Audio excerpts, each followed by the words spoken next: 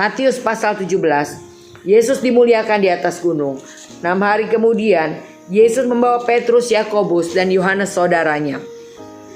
Dan bersama-sama dengan mereka, ia naik ke sebuah gunung yang tinggi. Di situ mereka sendiri saja.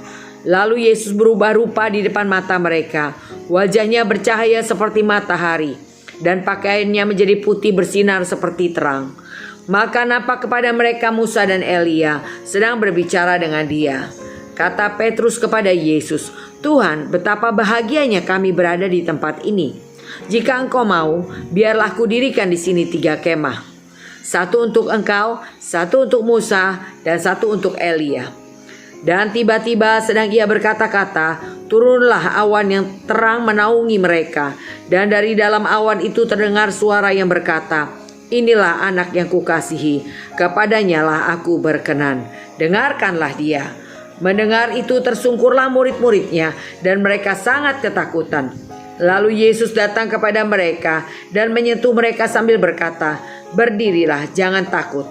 Dan ketika mereka mengangkat kepala mereka, tidak melihat seorang pun kecuali Yesus seorang diri. Pada waktu mereka turun dari gunung itu, Yesus berpesan kepada mereka, "Jangan kamu ceritakan penglihatan itu kepada seorang pun sebelum Anak Manusia dibangkitkan dari antara orang mati."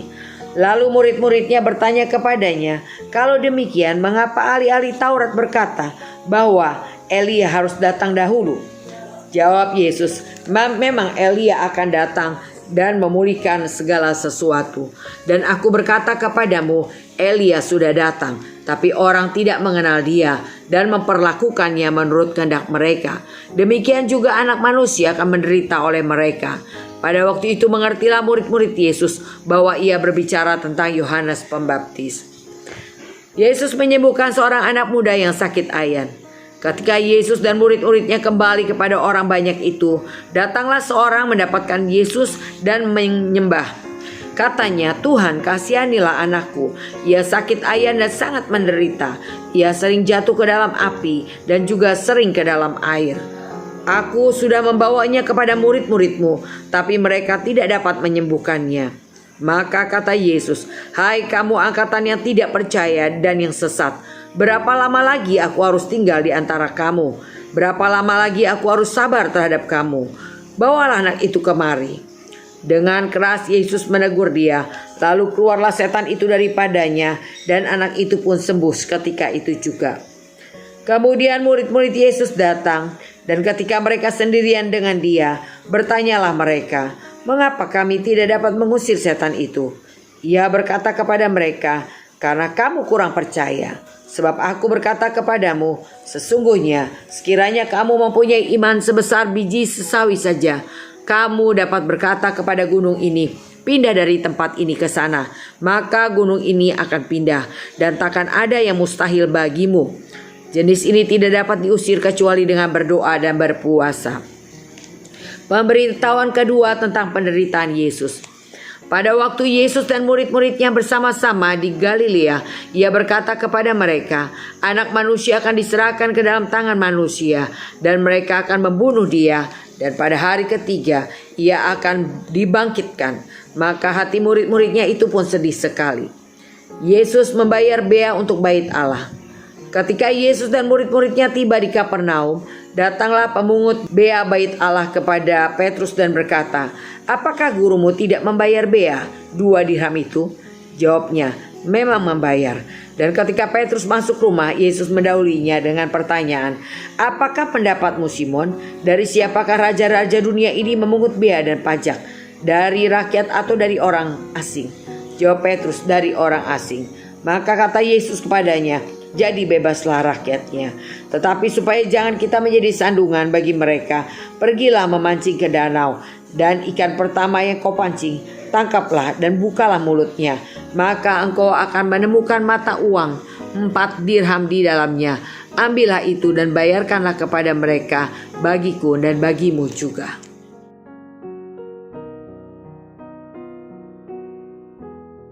Matius pasal 17, Yesus dimuliakan di atas gunung. Pada saat itu Yesus membawa Petrus, Yakobus, dan Yohanes saudaranya bersama-sama naik ke sebuah gunung yang tinggi. Dan di situ mereka hanya berempat. Lalu Yesus berubah rupa di depan mata para murid. Dikatakan wajahnya bercahaya seperti matahari, pakaiannya menjadi putih bersinar seperti terang. Nampak kepada mereka Musa dan Elia sedang berbicara-bicara dengan Yesus. Dan Petrus, seorang yang cepat sekali berkata-kata, seorang yang berani dan cepat mengambil keputusan. Dan ia berkata, "Jika engkau mau, biarlah kudirikan di sini 3 kemah. Satu untuk engkau, satu untuk Musa, satu untuk Elia." Tiba-tiba ketika Petrus berkata demikian, maka turunlah awan yang terang menaungi mereka. Dan dari dalam awan itu terdengar suara yang berkata, "Inilah anak yang kukasihi, kepadanya lah aku berkenan, dengarkanlah dia." Saudara, perkataan ini 2 kali dialami oleh Yesus, yaitu pada saat ia memberi dirinya dibaptis dan Roh Kudus dalam bentuk burung merpati, dan terdengar suara, "Inilah anak yang kukasihi, di mana aku berkenan kepadanya." Dan ini yang kedua kalinya terdengar kembali suara yang demikian dari surga, saudara. Artinya Tuhan lagi mengatakan kepada kita, ketika kita memberi diri kita dibaptis, maka pada saat itu pengakuan dari surga kepada kita bahwa kita adalah orang yang dikasihi Tuhan. Kita adalah anak-anak Allah. Dan yang kedua, pada saat kita diangkat di awan permai, kita diubah dalam tubuh kemuliaan, disitulah akan ada pengakuan yang kedua bahwa sungguh kita ini adalah orang yang berkenan kepada Allah. Jadi saudara, itulah perjalanan kehidupan kekristenan kita. Saudara, itulah yang membuat murid-murid itu tersungkur karena ketakutan. Tetapi Yesus berkata, "Jangan takut." Dan mereka kembali mengangkat kepala dan melihat ternyata Yesus seorang diri. Lalu murid-murid itu bertanya kepada Yesus, "Kalau demikian, mengapa ahli Taurat berkata bahwa Elia harus datang dahulu?" Dan Yesus berkata, "Memang Elia akan datang dan memulihkan segala sesuatu. Aku berkata kepadamu, Elia sudah datang. Orang tidak mengenal dia dan memperlakukan menurut kehendak mereka. Demikian juga anak manusia akan menderita oleh mereka." Waktu itu mengertilah murid-murid Yesus bahwa ia berbicara tentang Yohanes Pembaptis. Yang membuat murid-murid mengerti bahwa Elia itu adalah Yohanes Pembaptis, itu pun bukan datang dari pengertian murid-murid. Tetapi saya percaya Tuhan membukakan untuk murid-murid mengerti. Maka Tuhan berkata kepada kita, banyak Tuhan berbicara dengan perumpamaan. Tapi kita para murid Tuhan beri pengertian untuk mengertinya. Tapi kepada mereka yang bukan murid, mereka gak akan mengerti. Yesus menyembuhkan seorang anak muda yang sakit ayan. Ketika Yesus kembali kepada orang banyak, datang seorang yang mendapatkan Yesus dan menyembah, katanya, "Tuhan, kasihanilah anakku. Ia sakit ayan, sangat menderita, sering jatuh dalam api, sering juga ke dalam air. Aku sudah membawa kepada muridnya, tapi mereka tidak dapat menyembuhkan." Kepada murid-muridnya, "Hai kamu angkatan yang tidak percaya dan yang sesat, berapa lama lagi aku tinggal di antara kamu?" Sebetulnya seharusnya murid bisa melakukan itu. Tapi kenapa murid tidak bisa melakukannya? Dikatakan karena murid-murid kurang percaya. Mungkin melihat manifestasinya sedemikian rupa membuat mereka takut dan mereka mulai bimbang dan mereka mulai kurang percaya dan mereka tidak melihat. Maka Tuhan berkata juga bahwa yang seperti ini tidak bisa hanya dengan doa, harus dengan puasa.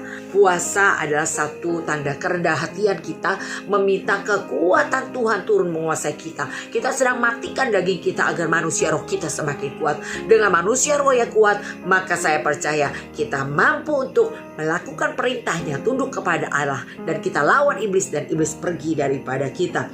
Jadi Yesus menyembuhkan seorang anak muda yang sakit ayan dengan manifestasi yang bisa membawanya dikatakan jatuh ke dalam api, juga jatuh ke dalam air, sampai seperti itu saudara. Tetapi Tuhan dikatakan dengan tegas, ia mengusir dan setan itu pergi. Seandainya, sekiranya kamu punya iman sebesar biji sesawi saja, kamu dapat berkata kepada gunung ini, "Pindah dari tempat ini ke sana," maka gunung itu akan pindah dan takkan ada yang mustahil bagimu. Jangan melihat apa yang dilihat mata, tapi percaya akan kuasa Tuhan. Dan kuasa Tuhan ini yang sanggup memberi kebebasan, melepaskan setiap belenggu. Pemberitahuan kedua tentang penderitaan Yesus. Dan pada saat itu Yesus dan murid-muridnya bersama-sama di Galilea berkata, "Anak manusia akan diserahkan ke dalam tangan manusia, dan mereka akan membunuh dia, dan pada hari ketiga ia akan dibangkitkan." Maka hati murid-muridnya pun sedih sekali. Tapi mereka belum mengerti tentang maksud dari perkataan Tuhan.